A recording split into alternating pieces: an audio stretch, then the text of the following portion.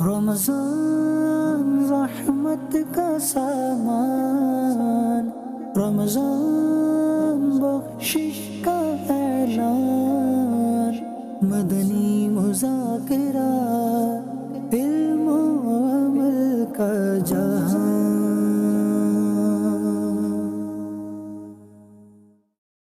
الحمدللہ رب العالمین والصلاة والسلام علی خاتم النبیین، اما بعد فاعوذ باللہ من الشیطان الرجیم، بسم اللہ الرحمن الرحیم، صلاة والسلام علیک یا رسول اللہ وعلی آلک واصحابک یا حبیب اللہ، صلاة والسلام علیک یا نبی اللہ وعلی آلک واصحابک یا نور اللہ۔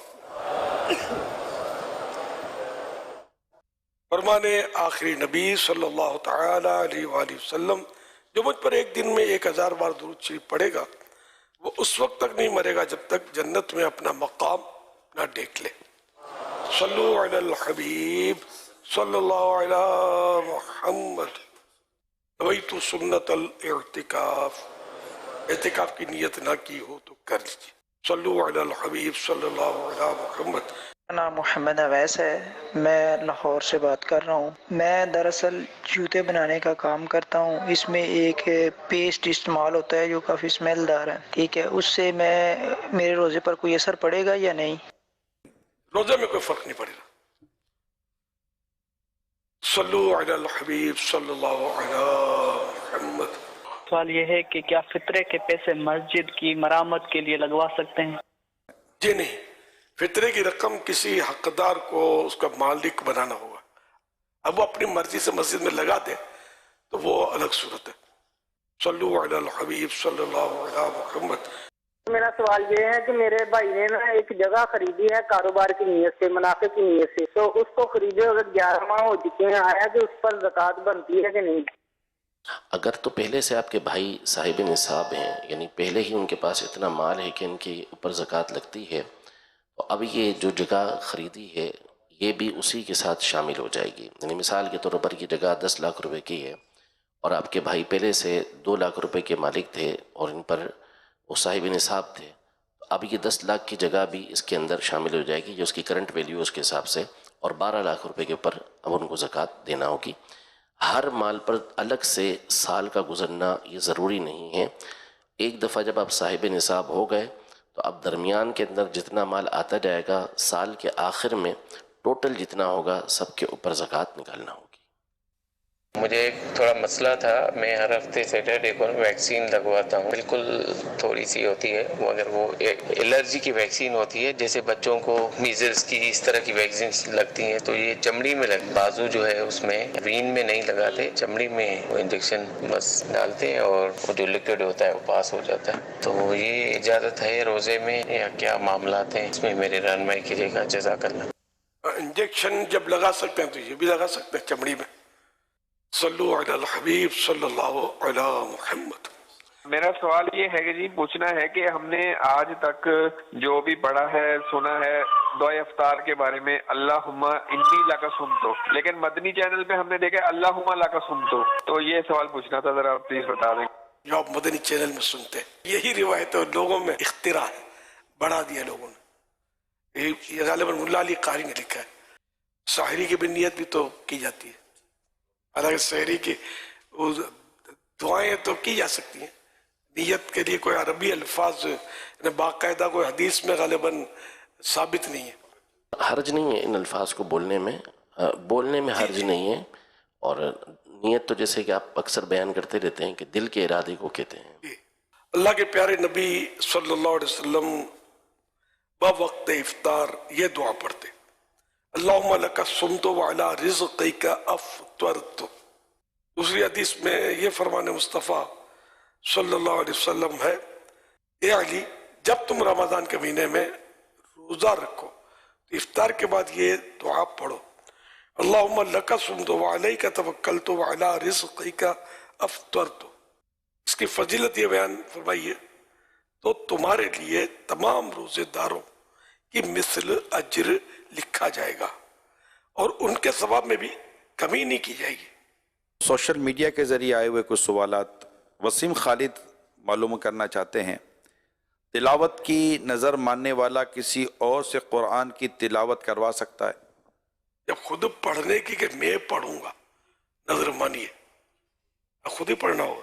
ثاقب علی ہیں، کہتے ہیں کہ نماز میں درود ابراہیم کے بعد کیا پڑھنا چاہیے؟ التحیاتوں میں جو پڑھی جاتی ہے دعا پڑھتے، کوئی بھی قرآن اور حدیث کی دعا پڑھ لی ہے.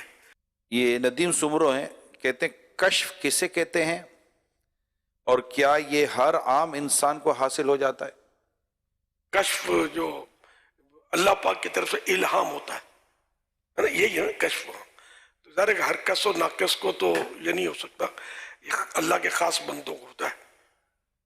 اگر عام بندے کو کوئی ایسی چیز ہو بھی گئی تو ہو سکتا ہے کہ وہ شیطان کی طرف سے اور اس کو یہ کشف سمجھ کر کچھ کا کچھ کر رہے. بعضوں کی عادت ہوتی ہے اللہ پاک نے میرے دل میں یہ ڈالا، میرے دل میں یہ ڈالا، حالانکہ ڈالتا واقعی اللہ ہے، لیکن یہ جملے جو ہے نا یہ تھوڑا اپنی وہ فضیلت بیان کرنے والے انداز لوگوں کے ہوتے ہیں. اللہ نے میرے دل میں ڈالا، بھائی کوئی خاص آدمی ہے اللہ نے ڈالا. یہ ذہن میں رکھا کہ جو بھی ہے وہ اللہ میں، جو بھی کرتا ہے وہ اللہ ہی کرتا ہے، لیکن بولنے کا انداز اور تھوڑا ایک اپنے کو برتری ظاہر کرنا تو یہ صحیح نہیں انداز، عاجزی ہونی چاہیے.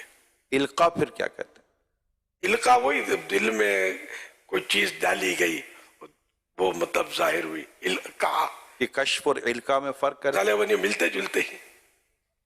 اصل میں کشف کا مطلب کسی چیز کا کھل جانا ہوتا کھل ہے، جانا، اور الہام کا مطلب بھی ڈالنا ہوتا ہے، اور القاء کا مطلب بھی ڈالنا ہوتا ہے. تو وہی جو میرے لسٹوں نے فرمایا کہ اصل تو یہ اولیاء کبار یعنی بڑے بڑے اولیاء کے لیے ہوتا ہے، ورنہ شیطان کے وسوسے اور الہام کے درمیان فرق کرنا کہ اللہ پاک کی طرف سے الہام ہے یا شیطان کی طرف سے وسوسہ ہے، اعلیٰ حضرت فرماتے ہیں کہ یہ بڑے بڑے اولیاء کا کام ہے، وہی فرق کر سکتے ہیں، ہر کوئی اس کا فرق نہیں کر سکتا. فہد قائم خانی کہتے ہیں کہ محلے کی مسجد چھوڑ کر دوسری مسجد میں عشاء و تراویح پڑھنا کیسا ہے؟ جائز ہے. اصغر مستوئی یہ پوچھنا چاہتے ہیں کیا اعتکاف کی نظر ماننے سے اعتکاف لازم ہو جائے گا؟ اگر ہو جائے گا تو کتنے دن کا؟ نظر مانی تو اعتکاف تو واجب ہو جائے گا.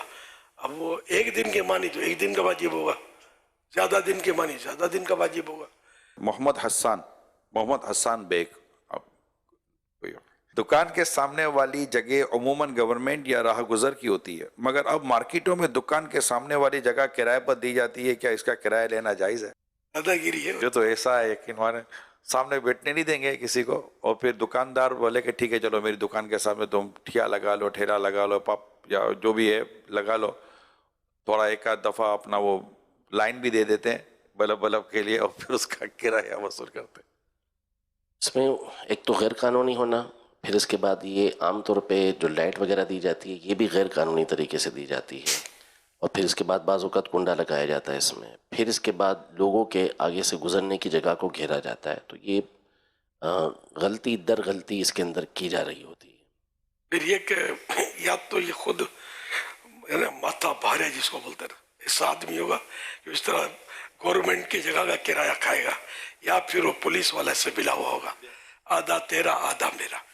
یہ دونوں مطلب چور اکٹھے ہو کر یہ حرکتیں کر رہے ہوتے ہیں. عموماً دونوں کو بولنے والا ہوتا نہیں، عموماً دونوں کو پیسے دینے پڑتے ہیں، جس کی دکان کے سامنے بیٹھا ہے اس کو بھی، اور غیر قانونی عمل کرنے کی وجہ سے جو غیر قانونی عمل کرنے پر اس کی مدد کر رہے ہوتے ہیں، جن کو قانون پر عمل کروانا ہے، بتہ ان کو بھی دینا پڑتا ہے. اچھا بعض اوقات یہ بھی ہوتا ہے کہ بتہ بھی بعض پولیس ایسے ہوتے خود نہیں لیتے، یہ پھر اپنے چیلے چاٹے ساتھ رکھتے ہیں، بتہ وہ وصول کرتے ہیں بتہ. اچھا بعض اوقات پھر بعض پارٹیاں ایسی ہوتی ہیں، بعض گروپ ایسے ہوتے ہیں اس علاقے میں، وہ بھی الگ سے بتے لے رہے ہوتے ہیں. مطلب اندھیر نگری چوپٹ راج بعض جگہ پر ہوتا ہے. اللہ رحم کرے. بس ایسا کرنا نہیں چاہیے. حلال روزی کمائے، حلال انداز میں کمائے، اور لوگوں کا دل دکھا کر یا اس طرح غیر قانونی لے کر آپ، ٹھیک ہے آپ کا رستہ رکتا، آپ کسی کو وہاں ٹھیا نہ لگانے دیں اپنی دکان کے سامنے، یہ رائٹ ہے. مطلب ظاہر ہے کہ آپ یا آپ کے گھر کے دروازے کے آگے کوئی ٹھیلا کھڑا رکھ دے گا تو آپ اس کو ہٹا تو سکتے ہیں نا، آپ کا راستہ ہے. یہ تو شرن بھی آپ کا حق بنتا ہے، کوئی حرج نہیں اس میں. کہ اس کو ریکویسٹ کریں کہ ہٹا دیں، یا وہ کوئی اڑی کرتا ضد کرتا تو قانونی طور پر آپ اس کو ہٹوائیں تو صحیح ہے، ورنہ تو سب کے دروازوں میں آگے کوئی بھی کھڑا ہو جائے گا کہ ہم تو گورنمنٹ کی زمین پر بیٹھے ہوئے، آپ کون ہٹانے والے؟ تو یہ تھوڑی، بلکہ کوئی دوسرے کی ہوا بھی نہیں روک سکتا. بعض عمارتیں بھی دادا گیری سے بنتی ہیں اور اس طرح بنتی ہیں جڑ کے کہ وہ ہوا روک دیتے ہیں، یہ بھی جائز نہیں ہے کسی کی ہوا روکنا. جہانگیر مصطفی کہتے ہیں رشتہ اور منگنی ہو جانے کے بعد محض استخارے کی بنا پر رشتہ ختم کرنا کیسا؟ استخارہ اصل یقینی نہیں ہوتا، یہ قیاسی ہوتے ہیں کہ تب پھر اس پر رشتہ توڑ دینا رشتہ کرنے کے بعد، یہ تو اور بھی مطلب ہے نا کہ سامنے والے کی دل آزاری ہے، بدنامی ہے. جس کا رشتہ توڑیں گے آئندہ رشتہ ملنے میں تکلیف ہو جائے گی کہ کیوں توڑا تھا. کہ پھر یہ بولے استخارے میں، استخارے کا ایک اپنا امپریشن ہوتا ہے، یہ تو بہت مشکل ہو جائے گا استخارے کی بنا پر. ہاں شروع میں استخارہ کر رہے منگنی طے کرنے کے سے پہلے، اور اب کر لی تو اب یہ کہ جہاں تک کوئی شرعی طور پر ایسی خرابی نہ پیدا ہو جائے، سامنے نہ آ جائے، اس وقت تک توڑا نہ جائے. اس طرح جیسے کہ سودا کینسل کرنا، اس کی اور یہ منگنی توڑے، دونوں کا تذکرہ فتح رضویہ شریف میں، اور دونوں کا منع فرمایا کہ کوئی عذر ایسا ہونا چاہیے جو قابل تسلیم ہو. ہاں وہی وعدہ منگنی وعدہ ہے، تجارت میں سودا کیا وہ وعدہ ہے، تو یہ مطلب توڑ نہیں سکتے اس کو.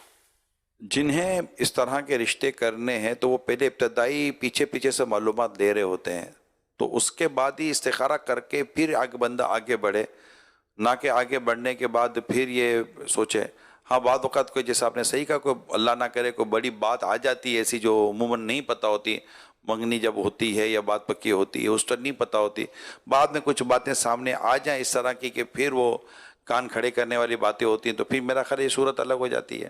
جی، اور بعض اوقات تو مشاورت سے بھی ہو جاتا ہے، سامنے والے بھی اجازت دے دیتے ہیں ٹھیک ہے.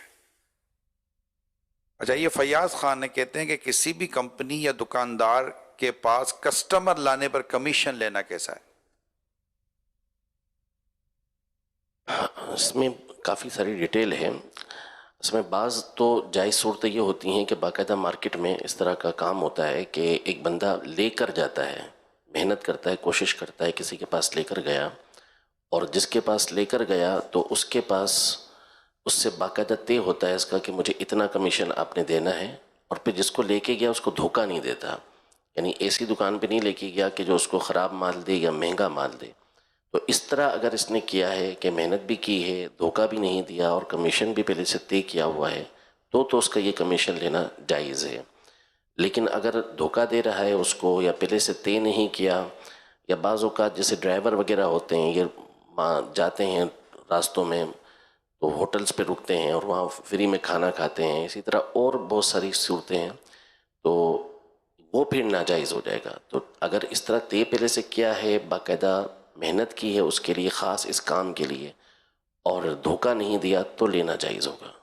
میں کھچی والا سے سید احمد رضا تاری بات کر رہا ہوں. پیارے پیارے میرے اللہ سننا، میرا آپ کی بارگاہ میں یہ سوال عرض ہے کہ نبی اور رسول میں کیا ڈفرنس ہے؟ جواب ارشاد فرما دیجئے.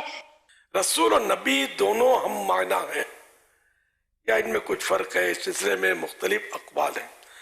راجح تعریف یہ ہے جس سے محققین نے اختیار کیا کہ نبی سے مراد وہ ہیں جن کی طرف کسی شریعت کی وحی آتی ہو، انہیں تبلیغ کا حکم ملا ہو یا نہ ملا ہو، اور رسول وہ ہیں جنہیں وحی کے ساتھ تبلیغ کا حکم بھی ملا ہو. صلو علی الحبیب صلی اللہ علیہ وسلم. پیارے امیر اہل سنت، میرا آپ سے یہ سوال ہے کہ روزہ رکھ کے ہونٹ خشک ہو جاتے ہیں تو ان کے اوپر ایک چھلکا سا ابھر آتا ہے، بعض اوقات ہم دانتوں سے اس کو اکھاڑنے لگ جاتے ہیں ایسے بے دہانی میں، تو کیا وہ چھلکا اگر حلق سے اتر جائے تو اس سے روزہ ٹوٹ جائے گا یا نہیں؟ روزہ دار نے حالت روزہ میں منہ کے باہر سے کوئی چیز لی اور وہ چیز بغیر چبائے غلطی سے یا بالقصد یعنی ارادتاً حلق سے نیچے اتر گئی، روزے دار کو روزہ بھی یاد تھا تو روزہ ٹوٹ جائے گا، چاہے وہ چیز تھوڑی ہو یا زیادہ ہو. اسی کی صورت میں جب روزے دار होठों से खाल काटेगा तो वो मुंह के बाहर से खाल को मुंह के अंदर ले जाएगा, लिहाजा ये खाल बगैर चबाए गलती से या बिलकस्त यानी इरादतन हल्क से नीचे उतर गई और रोजादार होना भी याद था तो रोजा टूट जाएगा, चाहे वो खाल कम हो या ज्यादा। इस रोजे की कज़ा लाजिम होगी, कफ़ारा वाजिब नहीं होगा। सल्लु अला हबीब सल्लल्लाहु अलैहि। मेरा मीरल सुन्नत से सवाल है, कुछ लोग ला हौला वला कुव्वता तक पढ़ते हैं, इल्ला बिल्ला नहीं पढ़ते, इसका क्या मतलब बनेगा और ऐसा पढ़ना कैसा? ला हौला वला कुव्वता इल्ला बिल्ला ये पूरा पढ़ना चाहिए।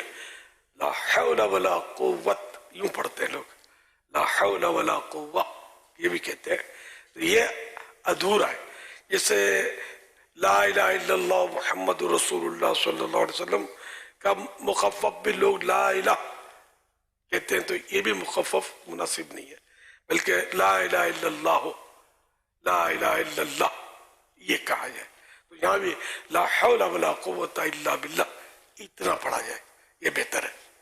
अगर इसके माना पर भी गौर करें तो मुझे ख्याल है कि पढ़ने वाले को ला हौला वला कुव्वा यानी कोई नहीं है जो ताकत वाला, इल्ला बिल्ला सिवाय इसके कि अल्लाह जिसको नेकी की तौफीक अता करे। कोई कुव्वत और ताकत नहीं है मगर ये कि अल्लाह की तरफ से। इल्ला बिल्ला कहेंगे तो पूरा होगा ना। पढ़ना इसी तरह चाहिए, लेकिन ये कि अगर पढ़ा तो बुरा किया उसने, अच्छा नहीं किया इस तरह पढ़ना, ला हौला वला कुव्वता, लेकिन असल यही है कि इसी तरह पढ़ा जाए जैसे आपने फरमाया इल्ला बिल्ला के साथ। सल्लु अला हबीब सल्लल्लाहु अलैहि। अगर तवील सजदे में जो है वो नींद आ जाए या नींद के झोंका आ जाए या ऊँग आ जाए तो उस कैफियत में जो है नमाज कायम रहती है, नमाज फासिद हो जाती है। जो रुकन नींद में गुजरा वो दोबारा अदा करना होता है। वो होता ही नहीं है ना, वो रुकन अदा ही नहीं हुआ जो नींद में गुजरा। जो सुन्नत के मुताबिक मर्द जिस तरह सजदा करते हैं इसी तरह सजदा करते हुए अगर नींद आई है तो इससे वज़ू नहीं टूटेगा और नमाज उसकी बरकरार रहेगी, वो उस रुकन को पूरा करके आगे बढ़ जाएगा। हाँ, अगर सुन्नत के बरखिलाफ़ उसने, जैसे औरतों के सजदे करने का तरीका अलग है, उनके लिए सुन्नत दूसरी है, तो उस अंदाज में अगर उसने सजदा किया तो फिर उसका वज़ू टूट जाएगा। जबकि वो गहरा सो गया ना, नींद आ गई उसको, नींद आ गई उसको, उस हालत में वज़ू उसका टूट जाएगा इसमें, क्योंकि अब ये एक ऐसी हालत है कि जो सोने से रोकने वाली नहीं है और जगह भी ऊपर है उसकी। अब वज़ू टूट जाएगा उस तरह सोया तो। जो जिसमें गाफिल होकर बंदा सो जाता है, ऐसी कैफियत में सोया, खड़े खड़े सो गया तो इसमें तो गाफिल नहीं होता, वज़ू नहीं टूटता। और सजदा जो मर्द जिस तरह सुन्नत के मुताबिक सजदा करता है तो उसमें भी नहीं टूटता। औरत जिस तरह करती है उसमें अगर मर्द ने किया है तब तो रोजा टूट जाएगा उसका, नींद इसको आ गई तो। सल्लु अला हबीब सल्लल्लाहु अलैहि मुहम्मद। रमजान रहमत का सामान, रमजान बख्शिश का ऐलान, मदनी मुज़ाकिरा इल्म व अमल का